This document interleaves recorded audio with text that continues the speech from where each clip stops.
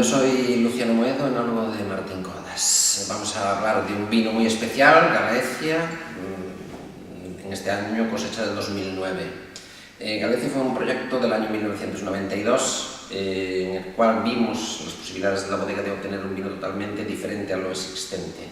Para ello escogimos una parcela cerca del río Umia, a unos 500 metros, donde las nieblas, una vez pasadas las vendimias, un mes y medio más tarde, pues nos producían la botrytis noble, la botrytis cinerea, para casos muy especiales para hacer vinos de este tipo. Entonces, una vez catado este vino, podemos ver que es muy intenso, una intensidad muy alta, muy persistente, pérdida de frutalidad como los prototipos de los vinos existentes del año. Estamos hablando de otra cosa distinta. Manzana, tenemos notas de manzana asada, pera, melocotón, almíbar, notas de botrytis noble y sensaciones de vendimia tardía, pacificación.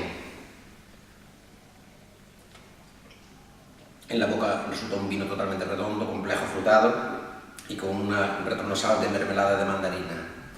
Estamos hablando de un vino totalmente diferenciado, muy especial, con notas muy especiadas y totalmente diferente a lo que existe en el mercado. Que lo disfruten.